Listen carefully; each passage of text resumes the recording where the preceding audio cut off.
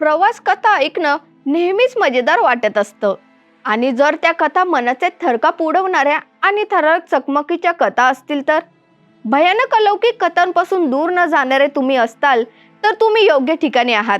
कारण इथे आपण पुण्यातील कुप्रसिद्ध म्हणजेच वाईट गोष्टींसाठी प्रसिद्ध असलेल्या होळकर ब्रिज बद्दल बोलणार आहोत, जो भारतातील सर्वात भयानक पुलापैकी एक मानला जाणारा.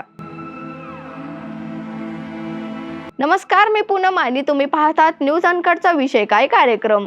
पुण्यातील होळकर पूल हा भारतातील सर्वात झपाटलेल्या पुलापैकी एक म्हणून ओळखला जाणारा पूल आहे. तो पूल मराठा साम्राज्याचे पहिले माधवराव पेशवे यांनी इसवी सन 1800 मध्ये बांधला होता.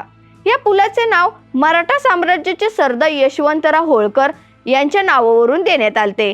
खडकीच्या लढाईनंतर इंग्रजांनी या भागाचा लष्करी तळ म्हणून वापरही केला होता. 548 फूट लांबीचा हा पूल 19 कमानींचा असून नदीवर हा पूल 33 फूट उंचीवर आहे, तर त्यातून 15 फूट रुंदीचा रस्ता आहे. तिथले स्थानिक अशी कथा सांगतात की अंधारानंतर तिथे अलौकिक क्रियाकलाप होताना दिसतात. त्या पुलावरून जाणाऱ्या गाड्यांचे ड्रायव्हर रहस्यमय आकृत्या आणि आवाजांची तक्रार करत असल्याचंही सांगतात. होळकर ब्रिज बद्दल जुना इतिहास पाहिला तर त्या कथांमध्ये एक जीवघेणा अपघात आणि पुलाखालची जुनी स्मशानभूमी यांसह दुःखद घटना त्या होळकर ब्रिज वरती झाल्याचं स्पष्ट करतात.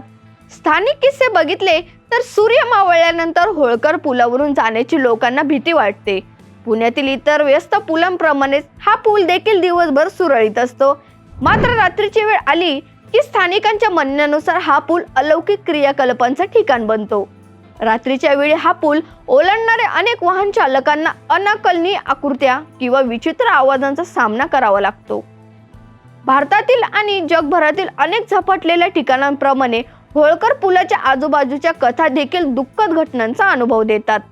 एका स्थानिक आख्यायिकेनुसार या होळकर पुलावरती एक आई आणि आपल्या मुलासोबत चालली असताना तिथे अचानक बेदरकार चालकाने तिच्या मुलाला गाडीची धडक दिली. ज्या धडकेत त्या महिलेच्या मुलाचा मृत्यू झाला. त्या गाडीचा ड्रायव्हर तिथून पळून गेला आणि आई आपल्या मुलाला वाचवण्यासाठी फार काही करू शकली नाही, पण तो अपघात तेवढाच जीवघेणाही होता असं तिथल्या स्थानिकांचं म्हणणं आहे. मुलाचा मृत्यू पाहून हताश अवस्थेत असलेल्या त्या मुलाच्या आईने त्या होळकर पुलावरून उडी मारली आणि आपले जीवन संपवले असंही तिथल्या नागरिकांचं म्हणणं आहे. एवढंच नाही तर त्या होळकर पुलावरती अनेक अपघात आणि आत्महत्या केलेल्या घटनाही घडून गेलेल्या आहेत. तिथल्या ग्रामस्थांचं असं म्हणणं आहे की होळकर पुलावरती सारखे अपघात होतात.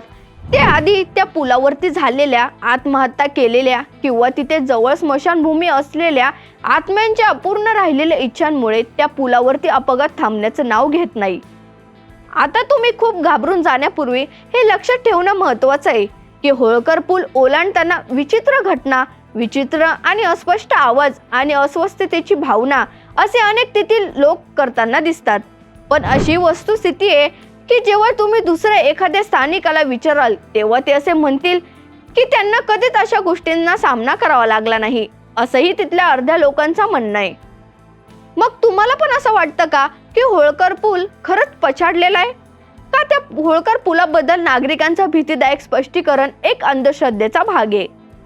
तुर्तास या विषयासह इथेच थांबूयात. भेटू पुढील एका नवीन विषयासह. पाहत राहा न्यूज अनकट.